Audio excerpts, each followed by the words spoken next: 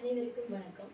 யாழ்ப்பாணம் தேசிய கல்வியியற் கல்லூரியின் மாணவ ஆசிரியர்களின் செயல்நிலை ஆய்வு திறனை விருத்தி செய்தல் எனும் செயற்திட்டத்தில் ஆய்வு முன்மொழிவும் அளிக்கையும் எனும் கற்றல் தொகுதியினூடாக இணைந்து கொள்ளும் நான் விருஷாலினி விக்னேஸ்வரன். ஆய்வு முன்மொழிவும் அளிக்கையும் எனும் கற்றல் தொகுதியின் நோக்கமாக முன்மொழிவு எண்ணக்கரு, ஆய்வு முன்மொழிவு எண்ணக்கரு, செயல்நிலை ஆய்வு முன்மொழிவு, கல்வியில் செயல்நிலை ஆய்வு முன்மொழிவு, அவற்றினுடைய இயல்புகள், அவற்றை எழுதும் போது கவனிக்க வேண்டிய அம்சங்கள், உள்ளடக்கம், செயல்நிலை ஆய்வு முன்மொழிவு அறிக்கையின் உள்ளடக்கம் ஆகியவற்றை ஆராய்ந்தறிவதை நோக்கமாக கொண்டுள்ளது.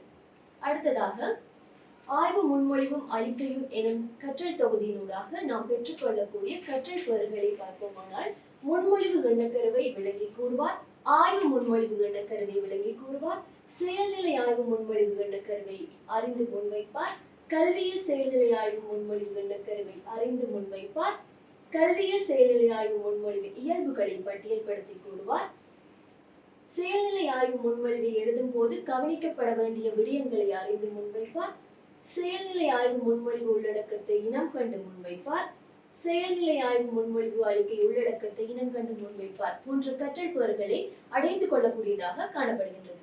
அடுத்ததாக முன்மொழிவு எண்ணக்கரு பற்றி நோக்குவோமானால், பரிசீலனைக்கு அல்லது கலந்துரையாடலுக்காக முன்வைக்கப்படும் திட்டம் அல்லது பரிந்துரை குறிப்பாக முறையான அல்லது எழுத்துப்பூர்வமான ஒன்று, ஒரு திட்டம் அல்லது யோசனை அது மற்றவர்களால் பரிசீலிக்க அல்லது முடிவு செய்ய முன்வைக்கப்படுவது எனவும் முன்மொழிவு எண்ணக்கருவை பின்வருமாறு நோக்கலாம். அடுத்ததாக ஆய்வு முன்மொழிவு எண்ணக்கரு.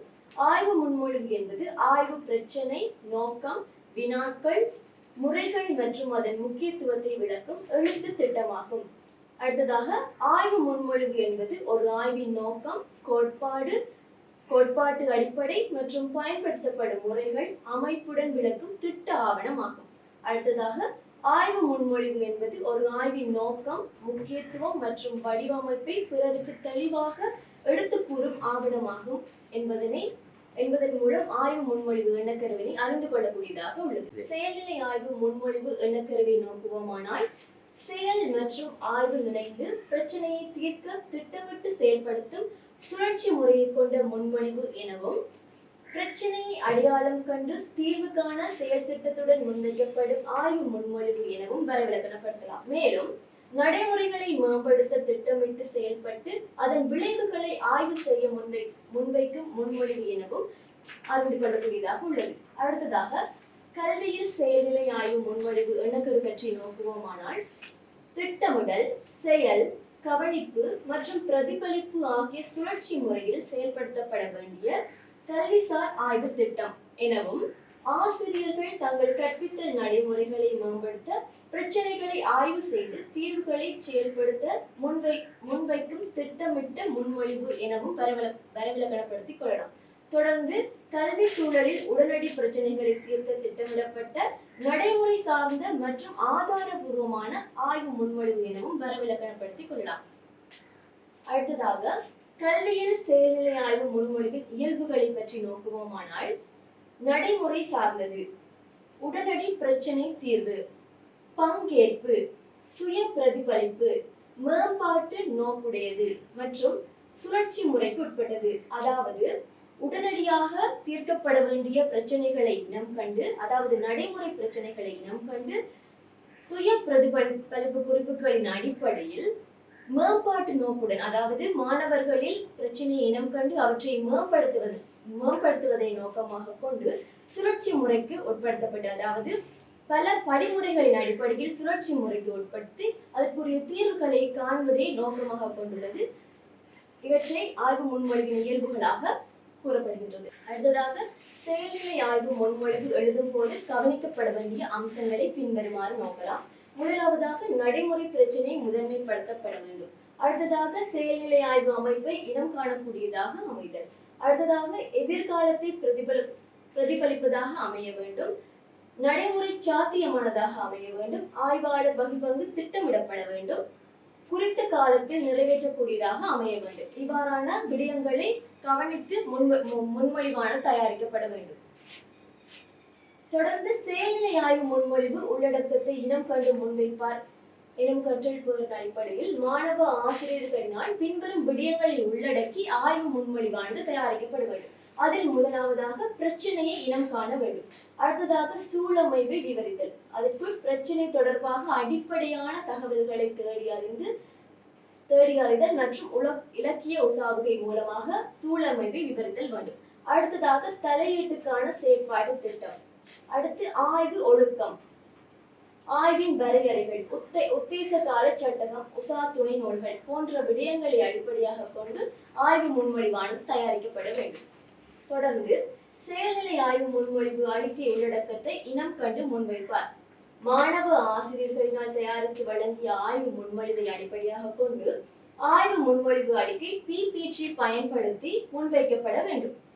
செயல்நிலை ஆய்வு முன்மொழிவு அறிக்கை உள்ளடக்கம், அறிமுகம், ஆய்வு தலைப்பு, பெயர், பதிவிலக்கம், பாடசாலை ஆகிய விடயங்களை உள்ளடக்கி முதலாவது ஸ்லைடானது தயாரிக்கப்பட வேண்டும். அடுத்ததாக பிரச்சனையை இனம் காணல்.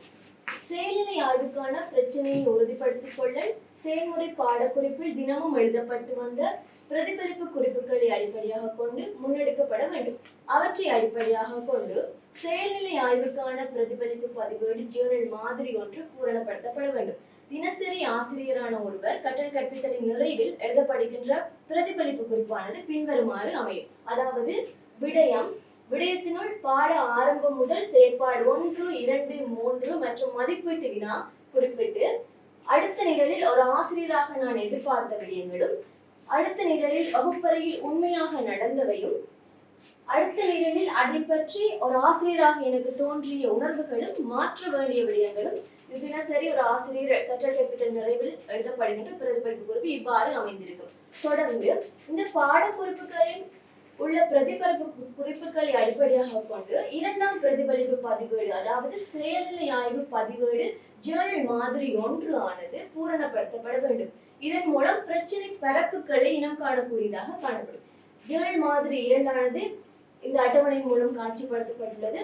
அதாவது பூரணப்படுத்தப்பட்ட பிரதிபலிப்பு குறிப்பினை அடிப்படையாக கொண்டு அவதானித்த பாட குறிப்புகளின் இலக்கங்கள் இந்த நிரலிலும், இந்த பிரதிபலிப்பு குறிப்புகள் மூலம் இனங்கண்ட பிரச்சனை இந்த நிரலிலும் குறிப்பிட்டு இந்த அட்டவணை ஜேர்னல் மாதிரி 1 பூரணப்படுத்த வேண்டும். தொடர்ந்து செயல்நிலை ஆய்வுக்காக ஆய்வு பிரச்சனையை குறிப்பாக இனங்கண்டு கொள்வதற்கு ஜேர்னல் மாதிரி 2 ஆனது ஜேர்னல் மாதிரி 1 அடிப்படையாக கொண்டு தொடர்ச்சி தன்மை பேணக்கூடியதாக பூரணப்படுத்தப்பட வேண்டும்.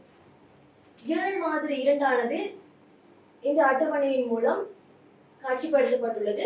முதல் நிரலில் தெரிவு செய்த பரப்பு முன்னர் காட்சிப்படுத்தப்பட்ட ஜேர்னல் மாதிரி 1 அட்டவணையில் குறிப்பிட்ட இந்த தெரிவு செய்த பரப்பினை முதலாவது நிரலிலும், அந்த பரப்பின் கீழ் இனங்கான குறிப்பான பிரச்சனைகளை இந்த நிரலில் பூரணப்படுத்தி, குறிப்பான பிரச்சனை பதிவாகியுள்ள தடவைகளை வரவு குறியினுள் எடுத்து பிரச்சனைகளில் முன்னுரிமை ஒழுங்குமுறைப்படுத்தி தெரிவு செய்த குறிப்பான பிரச்சனையை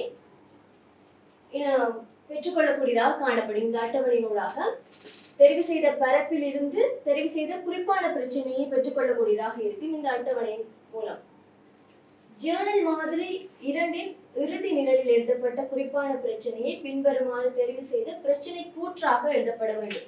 அதாவது தெரிவு செய்த பிரச்சனை கூற்று எழுத்துக்களை பொறிமுறையுடன் உறுப்பமையை எழுதாமை எனும் கூற்றை காணப்பட்டால் பின்னர் தெரிவு செய்த பிரச்சனை கூற்றை ஆய்வு தலைப்பாக மாற்றி அமைத்தல் வேண்டும். அதாவது தெரிவு செய்த பிரச்சனை கூற்றை ஆய்வு தலைப்பாக மாற்ற வேண்டும். உதாரணமாக எழுத்து பொறிமுறையை அனுசரித்து எழுதும் திறனை விருத்தி செய்தல் என்று இந்த கூற்றினை தலைப்பாக மாற்றி அமைத்தல் வேண்டும். அடுத்ததாக ஆய்வு சூழமைவை விவரித்தல். பிரச்சனை தொடர்பான அடிப்படையான தேடியறிதல், கல்விசார் சூழமைவு அல்லது அண்மைய சூழமைவு, செயல்நிலை ஆய்வின் பிரச்சனை தொடர்பான பின்னணியை இனம் கண்டு கொள்ளவும், பிரச்சனையை உறுதிப்படுத்திக் கொள்ளவும், செல்வாக்கு செலுத்துகின்ற காரணிகளை அறிவதற்கு அவதானிப்பு, நேர்காணல் மற்றும் ஆவண கற்றாய்வு அடிப்படையாக கொண்டு பிரச்சனை தொடர்பான அடிப்படை தேடியறிதல் முன்னெடுக்கப்பட வேண்டும். அவற்றினை அடிப்படையாக கொண்டு ஜேர்னல் மாதிரி 3 ஆனது தயாரிக்கப்பட வேண்டும். பிரச்சனை தொடர்பான அடிப்படை தரவுகள் ஜேர்னல் மாதிரி மூலம் பூரணப்படுத்தப்பட வேண்டும். அதாவது தரவு சேகரிப்பு முறைகளும் கருவிகளும். தரவு சேகரிப்பு முறைகள் என்று சொன்னால் நேர்காணல் மற்றும் அவதானிப்பு, ஆவண கற்றாய்வு என்ற முறைகளின் அடிப்படையில் அவற்றுக்குரிய சான்றுகள் அல்லது தரவுகளை இந்த நிரலிலும் அவற்றினூடாக கண்டறிந்த விடயங்களை இந்த நிரலிலும் பூரணப்படுத்தப்பட வேண்டும். உதாரணமாக இந்த அட்டவணையூடாக பார்க்கக்கூடியதாக உள்ளது. தரவு சேகரிப்பு முறைகளான அவதானிப்பு முறை, ஆவண கற்றாய்வு முறை, நேர்காணல் முறையினை இந்த நிரலிலும் இவற்றின் ஊடாக நாம் பெற்றுக்கொண்ட சான்றுகளும் தரவுகளையும் அடுத்ததாக அவற்றுடன் ஒரு ஆசிரியராக கண்டறிந்த விடயங்களையும் பூர்த்தி செய்து கொள்ளக்கூடியதாக இருக்கும். பிரச்சனை தொடர்பான அடிப்படை தரவுகள் ஜேர்னல் மாதிரி 3 கண்டறிதல் பகுதியில் எழுதப்பட்ட விடயங்களை அடிப்படையாக கொண்டு தரவு முக்கோணப்படுத்தல் அட்டவணையானது பூர்த்தி செய்யப்பட வேண்டும். தரவு முக்கோணப்படுத்தல் அட்டவணையானது பின்வருமாறு காட்சிப்படுத்தப்பட்டுள்ளது. அந்த வகையில் அவதானிப்பின் மூலம் கண்டறிந்த விடயங்களை இந்த நிரலிலும், இரண்டாவது நிரலில் நேர்காணல் மூலம் கண்டறிந்த விடயங்களையும் அடுத்ததாக ஆவண கற்றாய்வின் மூலம் கண்டறிந்த விடயங்களை இந்த நிரலிலும் எழுதி இறுதியாக பொதுவான கண்டறிதல்கள் எழுதப்பட வேண்டும். இவ்வாறு தரவு முக்கோணப்படுத்தல் அட்டவணையானது பூர்த்தி செய்யப்பட வேண்டும். அடுத்ததாக கல்விசார் சூழமைவு அல்லது இலக்கிய உசாவுகையை பற்றி நோக்குவோமானால், செயல்நிலை ஆய்வு பிரச்சனை தொடர்பான எண்ணக்கரு கோட்பாடு சார் விளக்கங்களை பெற்றுக் கொள்ளவும் அவற்றை அடிப்படையாக கொண்டு அடிப்படை தலையீட்டு செயற்பாட்டு திட்டத்தை திட்டமிடுவதற்கான நுட்பங்களையும் அணுகுமுறைகளையும் இனம் கண்டு கொள்வதற்கு கல்விசார் சூழமைவு அடிப்படையாக அமைகின்றது. அவற்றை அடிப்படையாக கொண்டு கல்விசார் சூழமைவு அல்லது இலக்கிய உசாவுகை ஜேர்னல் மாதிரி 4 பூரணப்படுத்தப்பட வேண்டும். கல்விசார் சூழமைவு அல்லது இலக்கிய உசாவுகை ஜேர்னல் மாதிரியானது பின்வருமாறு காட்சிப்படுத்தப்பட்டுள்ளது.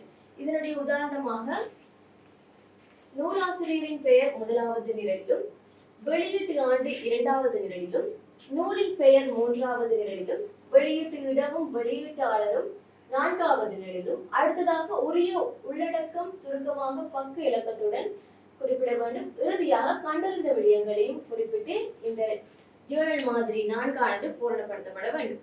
தொடர்ந்து எண்ணக்கரு சட்டகம். செயல்நிலை ஆய்வில் பிரச்சனை தொடர்பான அடிப்படைகளை தேடி அறிதலூடாக கண்டறியப்பட்ட காரணிகள் மற்றும் கல்விசார் சூழமைவு ஊடாக கண்டறிந்த விடயங்களையும் ஆய்வு பிரச்சனையுடன் தொடர்புபடுத்தி எண்ணக்கருப்படம் கட்டியெழுப்பப்படும். தொடர்ந்து குறிப்பிட்ட பிரதான எண்ணக்கருவுக்கும் அவற்றுடன் தொடர்புடைய பகுதியான எண்ணக்கருக்களுக்கும் இடையிலான மைய நாட்டம் மற்றும் மைய நீக்க தொடர்பு விளக்கப்பட கூடியதாக அமைய வேண்டும். அடுத்ததாக குறித்த எண்ணக்கருவுடன் தொடர்புடைய கருத்துக்கள், விசேட அம்சங்கள், கோட்பாடுகள், காரணிகள் போன்றவற்றை உருவ குறியீடு மூலம் முன்வைத்தல் வேண்டும். உதாரணமாக எண்ணக்கரு சட்டகம் பின்வருமாறு காணப்படுகின்றது. தொடர்ந்து நோக்கம் மற்றும் குறிக்கோள். செயல்நிலை ஆய்வுக்கான நோக்கம் பொதுவானதாகவும் முழுமையானதாகவும் பரந்துபட்டதாகவும் எழுதப்பட வேண்டும். குறிக்கோள்கள் நோக்கங்களை அடைவதற்கான படிமுறைகளையும் அளவிடக்கூடியதாகவும் எழுதப்பட வேண்டும். முக்கியமாக கர்ட்-லெவின் கோட்பாடின் படிமுறையை பின்பற்றி எழுதப்பட வேண்டும். அத்துடன் மதிப்பிடுதல், இனம் காணுதல், கண்டறிதல், திட்டமிடுதல், நடைமுறைப்படுத்தல், மேம்படுத்தல், பகுப்பாய்வு செய்தல், ஒப்பீடு செய்தல் போன்ற வினை சொற்களில் நிறைவு பெற வேண்டும். உதாரணமாக நோக்கம் ஒளிநுணுக்கு காட்டியை கையாள்வதில் மாணவர் எதிர்நோக்கும் பிரச்சனைகளை கண்டறிந்து அவற்றை வினைத்திறனாக கையாளும் திறனை மேம்படுத்துவது நோக்கமாக காணப்படும். குறிக்கோள்களாக ஒளிநுணுக்கு காட்டியை கையாள்வதில் மாணவர் எதிர்நோக்கும் பிரச்சனைகளை கண்டறிதல், ஒளிநுணுக்கு காட்டியின் பாகங்கள், அவற்றின் தொழிற்பாடு, உருப்பெருக்கத்தை கணித்தல், நுணுக்கு காட்டியை செப்பன் செய்தல், மாதிரியை தயார் செய்து நுணுக்கு காட்டியில் ஏற்றுதல், திறன்களை விருத்தி செய்வதற்கான அடிப்படை தலையீட்டு செயற்திட்டங்களை திட்டமிடுதல். அடுத்ததாக மாணவர்கள் ஒளிநுணுக்கு காட்டியை பயன்படுத்தும் திறனை விருத்தி செய்வதற்கான அடிப்படை தலையீட்டு செயற்பாடுகளை நடைமுறைப்படுத்தலும் பிரதிபலிப்புகளை பெற்றுக்கொள்ளுதலும். தொடர்ந்து பிரதிபலிப்புகளை அடிப்படையாக கொண்டு மேல் சுற்றுகைகள் திட்டமிடுதல். அடுத்ததாக அடிப்படை தலையீட்டு செயற்பாடுகள், மேல் சுற்றுகள் தொடர்பான இறுதி பிரதிபலிப்புகளை பெறுதல் மற்றும் ஆய்வு முடிவுகளை முன்வைத்தல் குறிக்கோள்களாக காணப்படுகின்றன. அடுத்ததாக பிரச்சனையை தீர்ப்பதற்கான அடிப்படை தலையீட்டு செயற்பாட்டு திட்டம் பற்றி நோக்குவோமானால், கல்விசார் சூழமைவு அல்லது இலக்கிய உசாவுகை ஜேர்னல் மாதிரி 4 ஊடாக பெறப்பட்ட ஆதாரங்களின் அடிப்படையிலும் சொந்த அனுபவத்தின் அடிப்படையிலும் ஆய்வு குறிக்கோள்களை அடையக்கூடிய வகையில் அடிப்படை தலையீட்டு செயற்திட்டம் திட்டமிடப்பட்டு எழுதப்பட வேண்டும். அதற்காக பிரச்சனையை தீர்ப்பதற்கான அடிப்படை தலையீட்டு செயற்திட்டம் ஜேர்னல் மாதிரி 5 பயன்படுத்தப்பட வேண்டும். தொடர்ந்து பிரச்சனையை தீர்ப்பதற்கான அடிப்படை தலையீட்டு செயற்திட்டம் ஜேர்னல் மாதிரி 5 ஆனது இதில் காட்சிப்படுத்தப்பட்டுள்ள அட்டவணையை அடிப்படையாக கொண்டு பூர்த்தி செய்யப்பட வேண்டும்.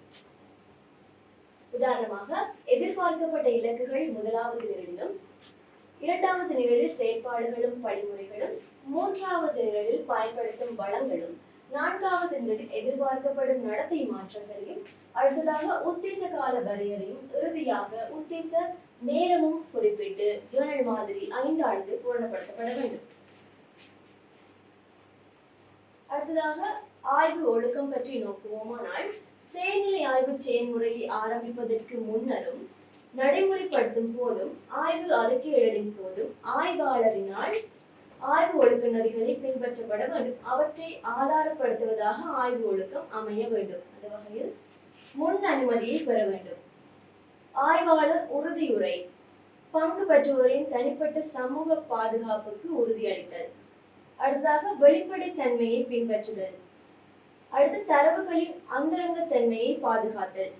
தொடர்ந்து ஆவணங்களை பயன்படுத்துவதற்கான முன் அனுமதி பெறுதல் போன்ற ஆய்வு ஒழுக்கங்களை ஆய்வை மேற்கொள்ளும் நபர் பின்பற்ற வேண்டும். உதாரணமாக, தெரிவு செய்யப்பட்ட மாணவர்களுக்கான செயல்நிலை ஆய்வு செயற்பாட்டை முன்னெடுத்துச் செல்வதற்காக பாடசாலையின் அதிபரிடமும் பொறுப்பான விரிவுரையாளரிடமும் அனுமதி பெற வேண்டும். அடுத்து, இனம் காணப்பட்ட 6 மாணவரின் பெற்றோரிடம் இவை பற்றி கலந்துரையாடி அனுமதி பெறுதல். தொடர்ந்து பிரச்சனைக்குரிய 6 மாணவர்களின் பரிகார நடவடிக்கைகளுக்கும் செயற்பாட்டை நடைமுறைப்படுத்தி மாற்றத்தினை அடைவதற்கான வழிகளை எடுத்து கூறி அவர்களின் விருப்பத்தை பெற வேண்டும். அடுத்ததாக, பங்கு பெற்ற மாணவர்களின் ஆள் அடையாளத்தையும் சமூக பாதுகாப்பையும் பேண வேண்டும். அடுத்து, ஆய்வு செயல்முறையில் வெளிப்படைத்தன்மையை பாதுகாத்தல். ஆவணங்கள் மூலாதாரங்களை பயன்படுத்துவதற்கு உரியவர்களிடம் அனுமதியை பெறுதல். அடுத்ததாக, ஆய்வு வரையறைகள் பற்றி நோக்குவோம். ஆய்வாளரினால் ஆய்வு செயல்முறையை முன்னெடுப்பதற்கு ஏதுவாக உருவாக்கிக் கொள்ளுகின்ற விதிமுறைகள் மற்றும் எல்லைகளை குறிக்கும். இலக்கு குழு, நேரம், காலம், குறிப்பான நடத்தை மாற்றம் ஆகிய அம்சங்களை அடிப்படையாக கொண்டு ஆய்வாளரினால் ஆய்வு வரையறையானது எழுதப்பட வேண்டும். அடுத்ததாக, காலச்சட்டகம் பற்றி நோக்குவோமானால், செயல்நிலை ஆய்வு செயல்முறையில் திட்டமிடப்படுகின்ற முழு செயற்பாடுகளையும் நடைமுறைப்படுத்துவதற்கு திட்டமிடப்பட்டுள்ள உத்தேச கால பகுதியுடன் தொடர்புபடுத்தி காலச்சட்டகத்தை அமைத்துக் கொள்ள வேண்டும்.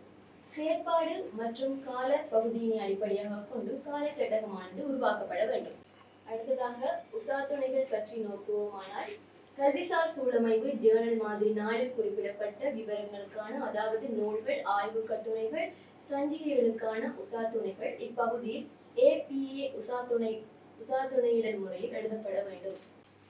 அந்த வகையில் இன்றைய நாள் கலந்துரையாடலில் ஆய்வு முன்மொழிவு எண்ணக்கரு, செயல்நிலை ஆய்வு முன்மொழிவு எண்ணக்கரு, கல்வியில் செயல்நிலை ஆய்வு முன்மொழிவு எண்ணக்கரு, அவற்றினுடைய இயல்புகள், உள்ளடக்கங்கள் மற்றும் செயல்நிலை ஆய்வு முன்மொழிவு அறிக்கையின் உள்ளடக்கங்கள் ஆகிய விடயங்கள் பற்றி கலந்துரையாடியுள்ளோம். நன்றி.